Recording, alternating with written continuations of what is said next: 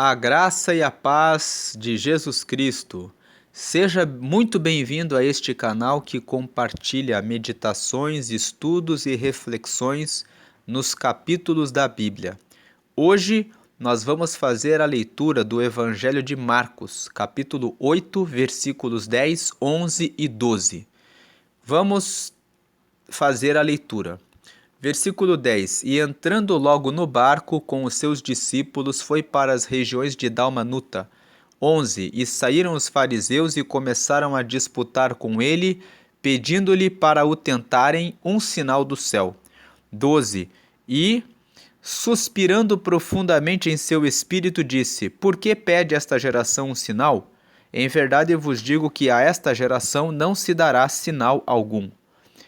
Esses 3 versículos nos trazem uma mensagem, uma reflexão para esse dia.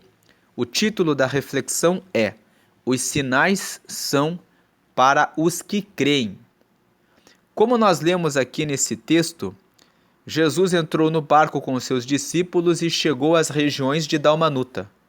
Logo que chegou a essa região, alguns fariseus, que eram líderes religiosos que conheciam bem a lei, foram até Jesus e começaram a disputar com ele, pedindo que ele manifestasse um sinal do céu. Jesus, naquela disputa, vendo que eles na verdade não criam nele, mas queriam apenas disputar com ele, e pediram um sinal não com o propósito de dar honra e glória a Deus, mas com o propósito de tentar a Jesus, suspirou profundamente. E esse suspiro profundo mostra como os fariseus perturbavam Jesus, disputando e insistindo nas disputas a ponto de trazer esse cansaço do Senhor, que acabou suspirando profundamente no seu espírito e dizendo na sequência: por que essa geração pede um sinal? Não será dado nenhum sinal para essa geração. Jesus não dá nenhum sinal para aqueles que chegam até ele com dúvidas.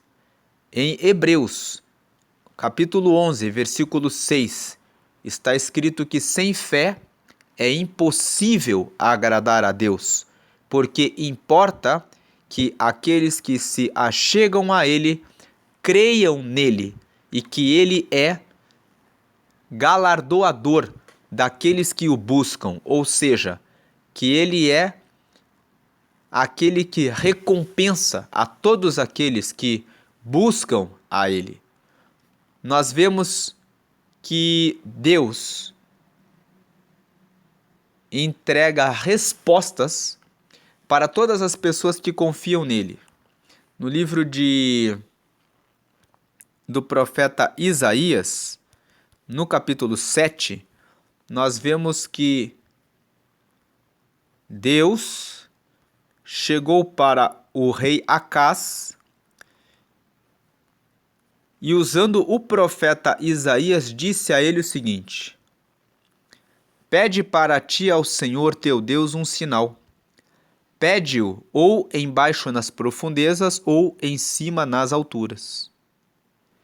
Nós vemos que o profeta Isaías, em nome de Deus, disse para que Acaz pedisse um sinal.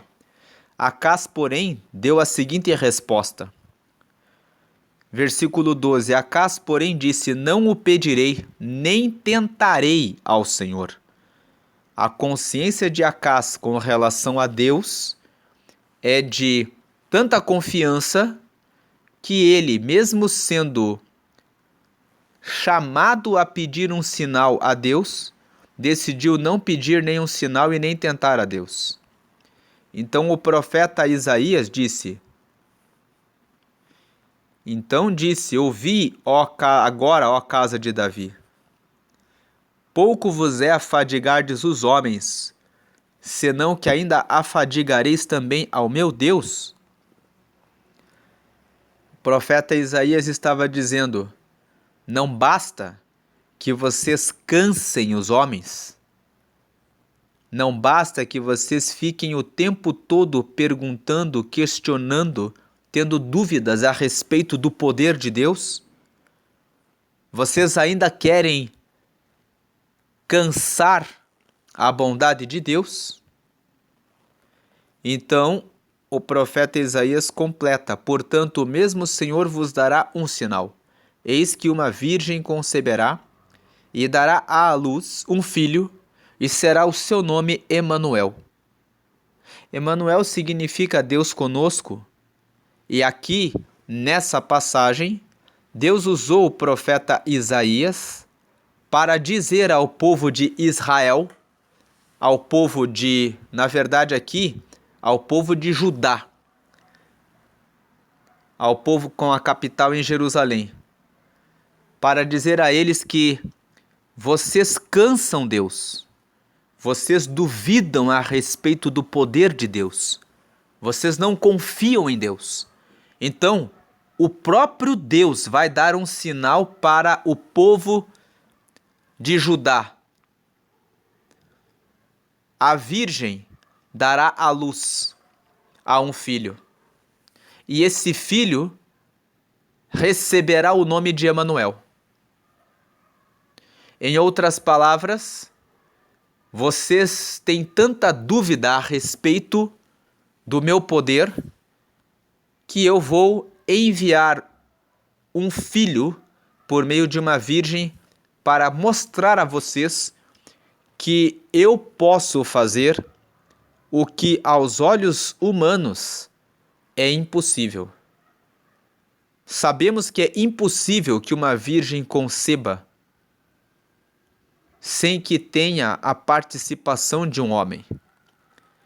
Sabemos que, contudo, Deus enviou a virtude do Espírito Santo sobre uma virgem para que Jesus assumisse a forma humana e dessa forma entregasse a sua vida em nosso lugar para derramar a salvação para toda a humanidade.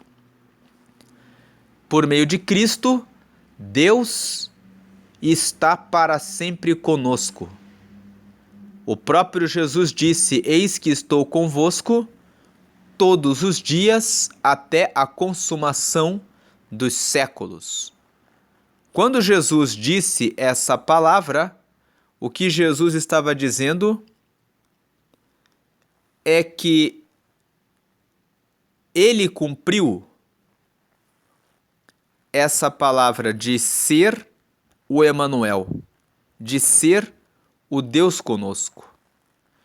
Aqui em Mateus 28, versículo 20, na parte final, ele fala: eis que eu estou convosco todos os dias até a consumação dos séculos. Jesus é o Emanuel. Jesus é o Deus conosco.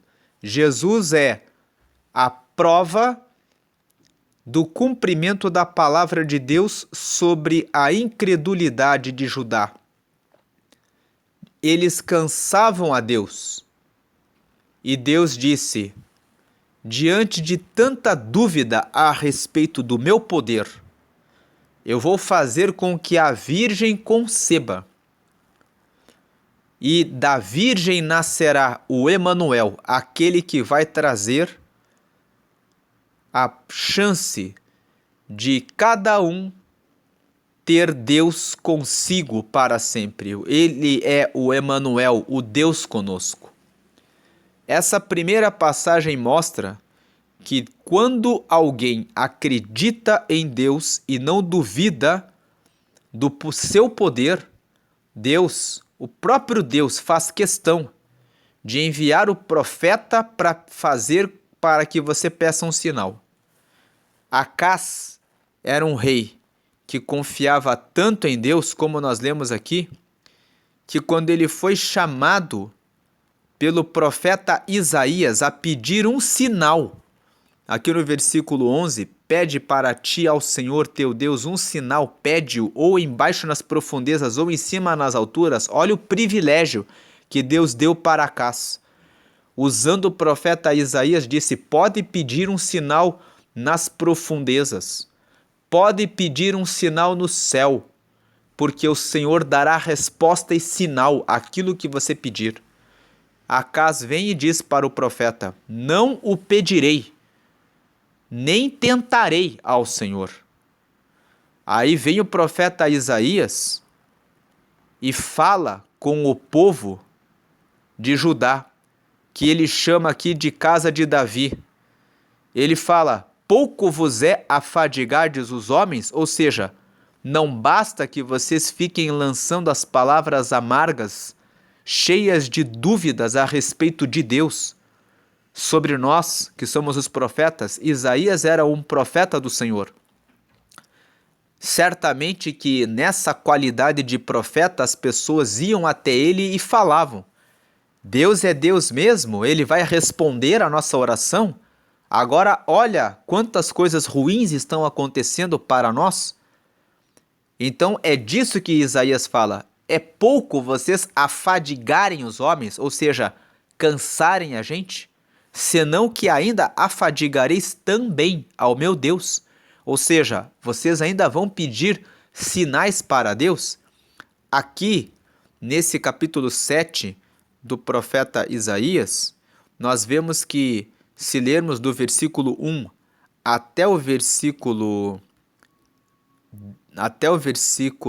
10, a Síria e Efraim haviam se reunido e formado um conselho para guerrear contra Judá.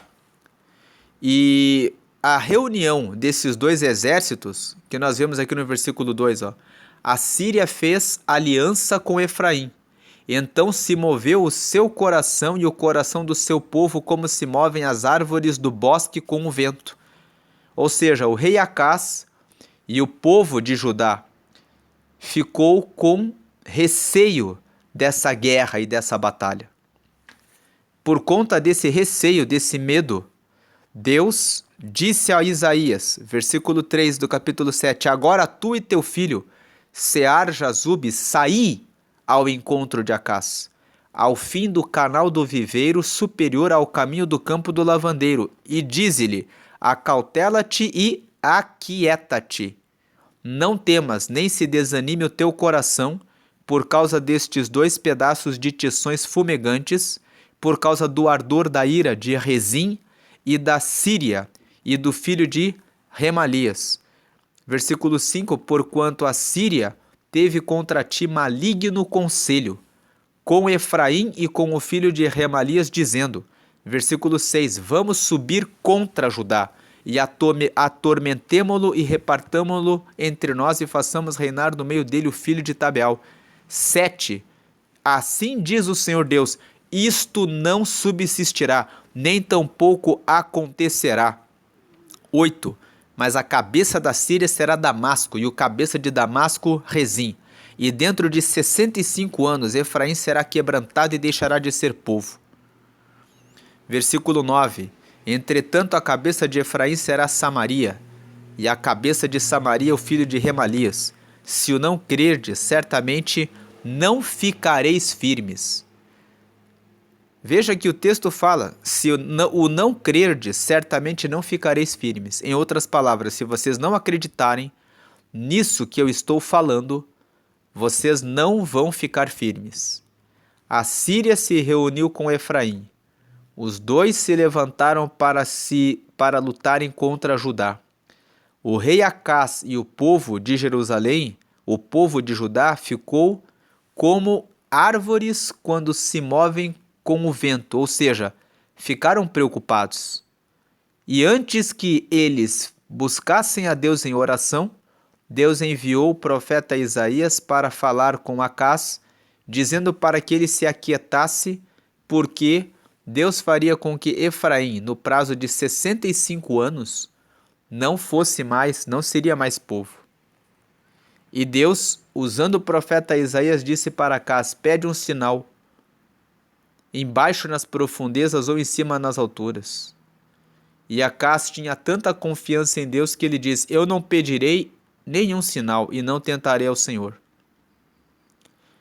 Como Acás carregava esse espírito de confiança em Deus, a ponto de não pedir um sinal a Deus, dizendo: eu não preciso de sinal, porque eu reconheço e sei que o Senhor é Deus, que dele é toda a força, todo o poder, toda a honra e glória, e que para ele nada é realmente impossível. Por essa postura de Acás, Deus enviou o profeta Isaías antes mesmo que Acás viesse a fazer qualquer petição ou oração, para dizer a ele para que se aquietasse, porque a resposta e a solução de Deus já estava decretada.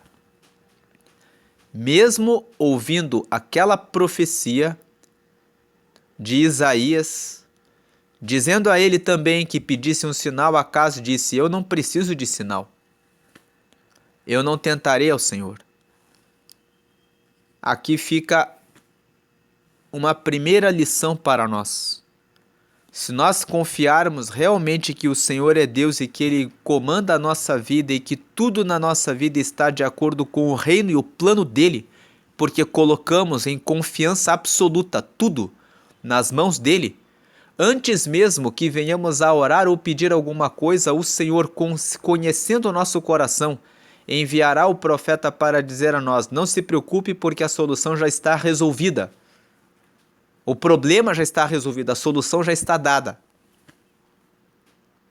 Dizer a solução está resolvida é redundante, né? A solução resolvida. A solução, na verdade, é a resposta. Então, é dizer que o problema já está resolvido. Essa é a primeira passagem. Os sinais são para aqueles que creem. Acás cria no Senhor. O sinal é para ele. Uma segunda passagem que fala sobre a confiança em Deus está também no livro de Isaías, no capítulo 38. Nós vamos ver que um rei chamado Ezequias recebeu uma cura. Vamos ler o texto.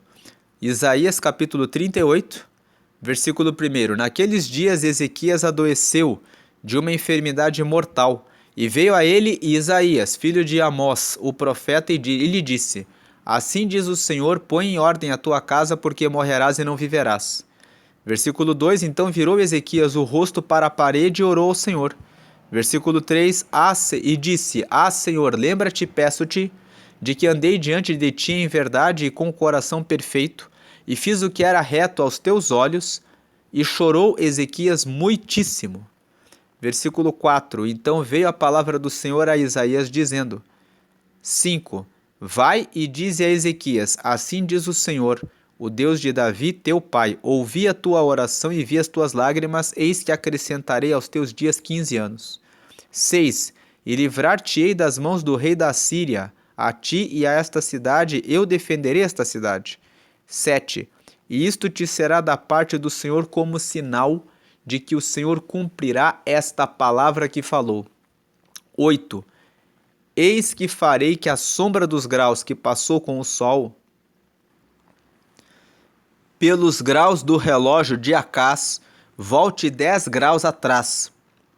Assim recuou o sol 10 graus pelos graus que já tinha andado.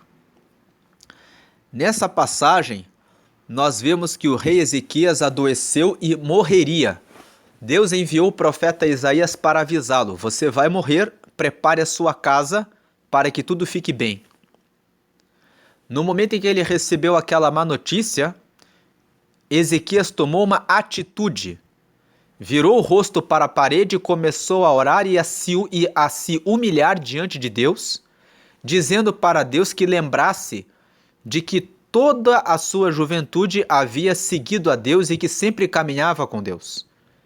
Pediu que Deus o perdoasse e com isso obteve a resposta de Deus. Deus enviou o próprio profeta Isaías antes que ele se retirasse do palácio. Antes que ele saísse, Deus ouviu a oração de Ezequias e disse para Isaías: vai e diz a ele que estou dando a ele mais 15 anos de vida. Isaías foi até ele e fez essa comunicação, e então, para provar que Deus daria os 15 anos para Ezequias e livraria a nação das mãos do rei da Assíria, que era um inimigo poderoso e fortíssimo. Deus deu a ele um sinal. O sol já estava em uma certa posição.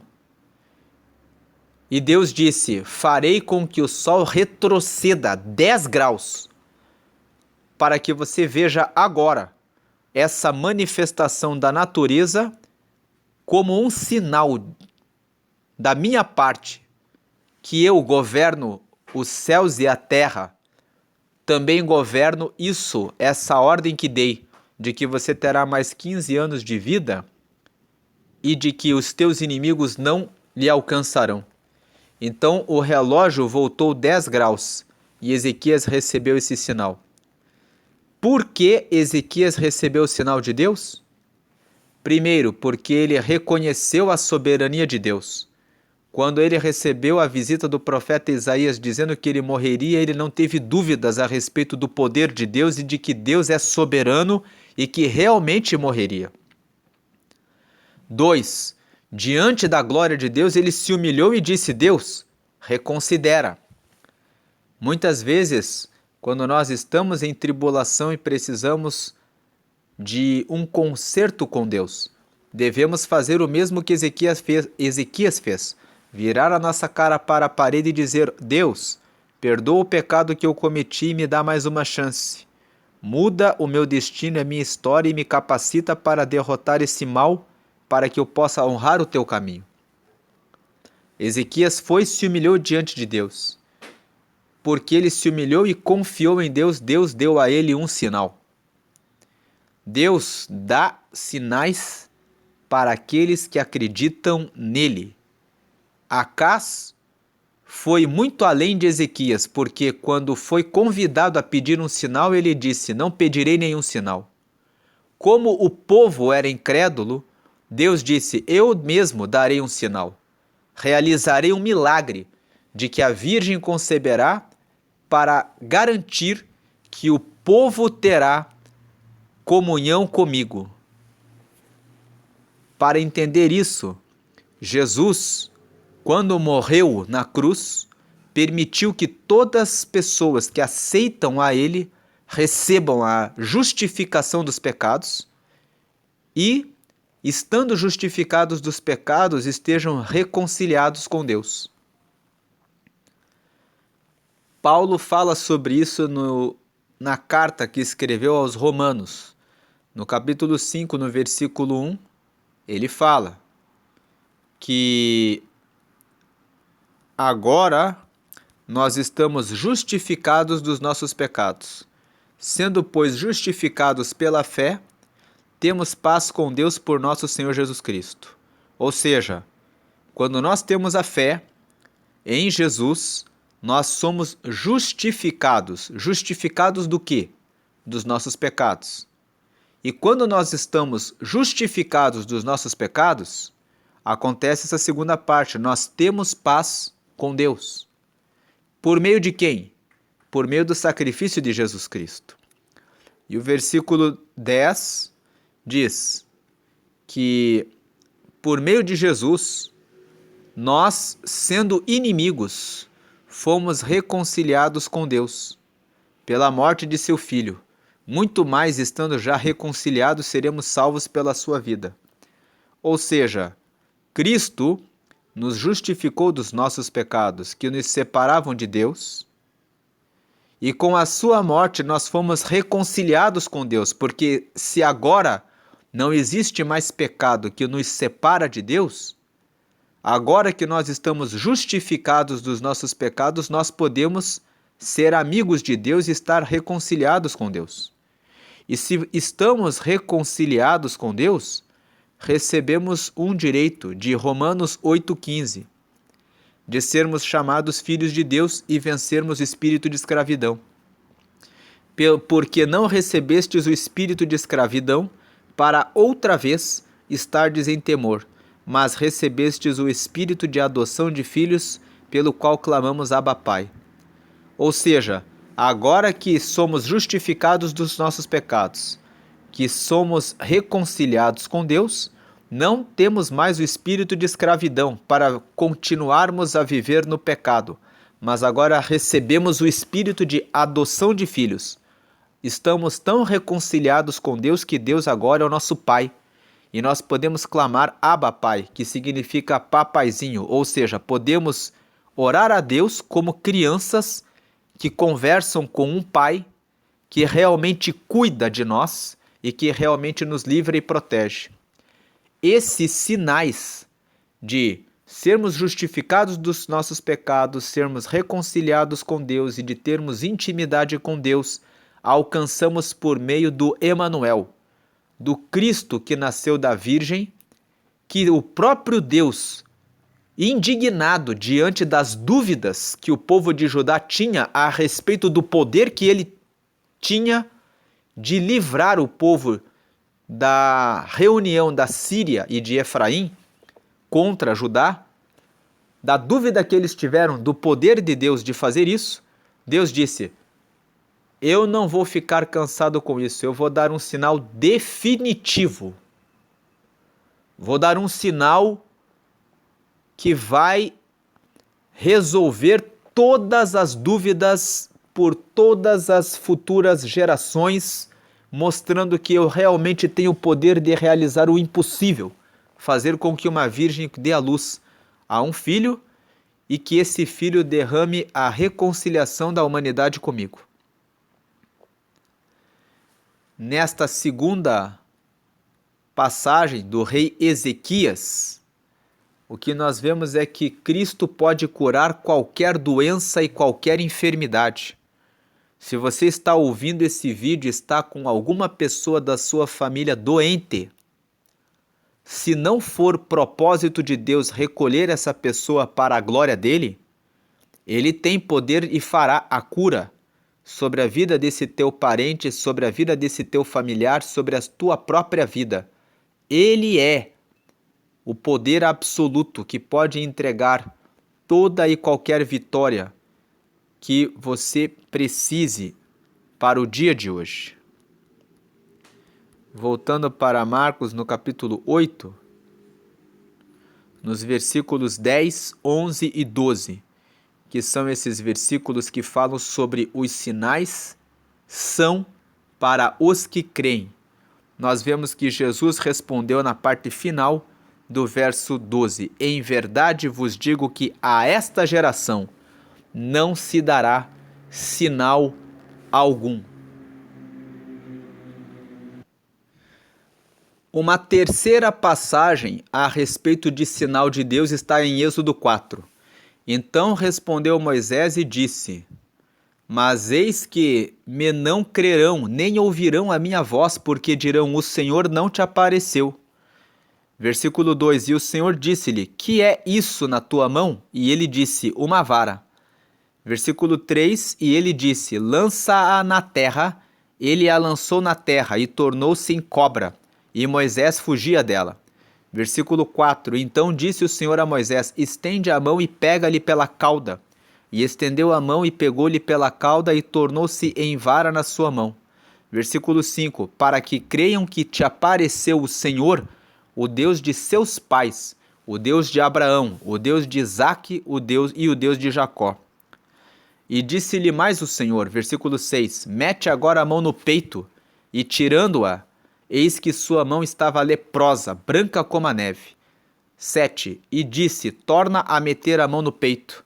E tornou a meter a mão no peito, depois tirou-a do peito, e eis que se tornara como a sua outra carne. 8: e acontecerá que se eles te não crerem nem ouvirem a voz do primeiro sinal, crerão a voz do derradeiro sinal. Versículo 9: e se acontecer que ainda não creiam a estes dois sinais, nem ouçam a tua voz, tomarás das águas do rio e as derramarás na terra seca, e as águas que tomarás do rio tornar-se-ão em sangue sobre a terra seca. Nós vemos aqui, na leitura dos versículos 1 a 9 de Êxodo, capítulo 4, que quando Deus chamou Moisés, Moisés disse para Deus: como vou me apresentar diante do povo de Israel e dizer a eles que eu de fato tive um encontro com o Senhor. E Deus querendo provar e mostrar o sinal, porque Israel é a descendência de Abraão, de Isaque, de Jacó, e Deus havia assumido um compromisso com Abraão de que a descendência dele seria do Senhor.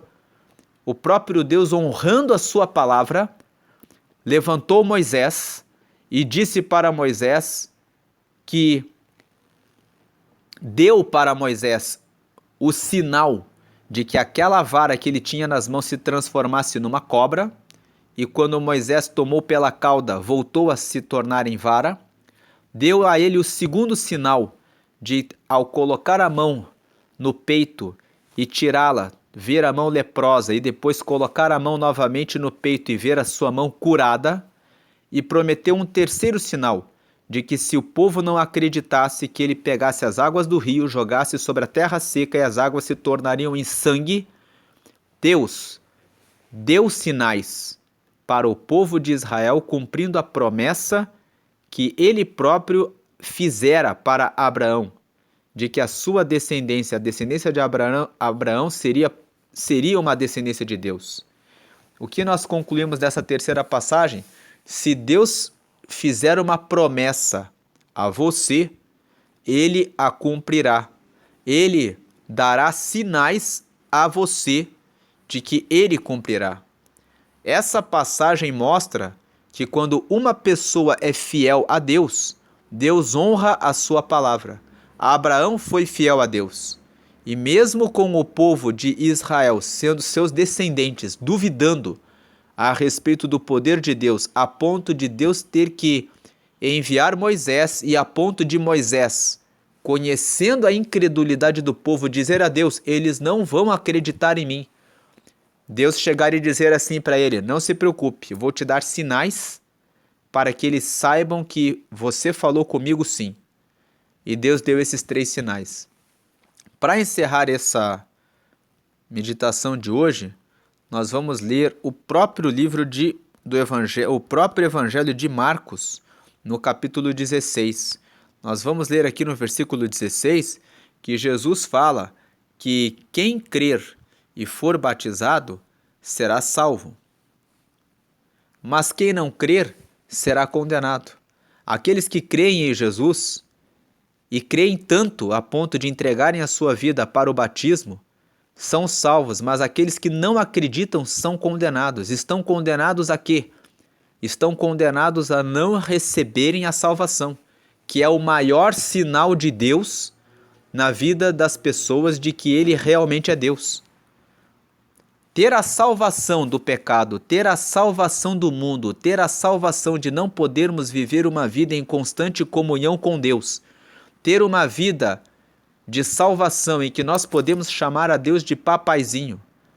Essa é a salvação. Aqueles que não creem que Jesus é o Filho de Deus, o Emanuel, o enviado de Deus, não podem receber essa salvação, mas estão condenados a não terem os seus pecados justificados, porque não aceitam a Jesus pela fé. Estão condenados a viver uma vida longe de Deus, sem reconciliação com Deus.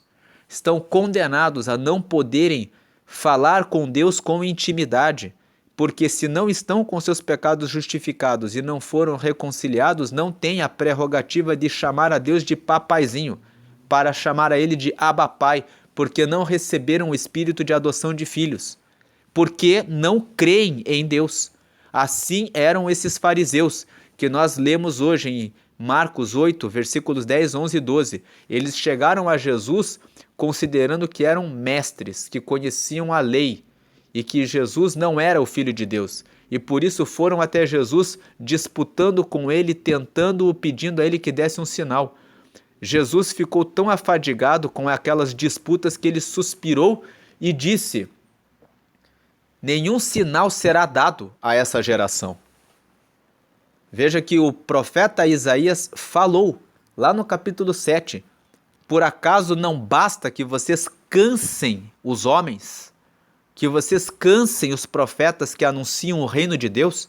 Jesus aqui estava como o profeta Isaías, anunciando o reino de Deus, assim como o profeta Isaías estava proclamando e anunciando o reino de Deus para o povo de Judá no tempo em que ele profetizou.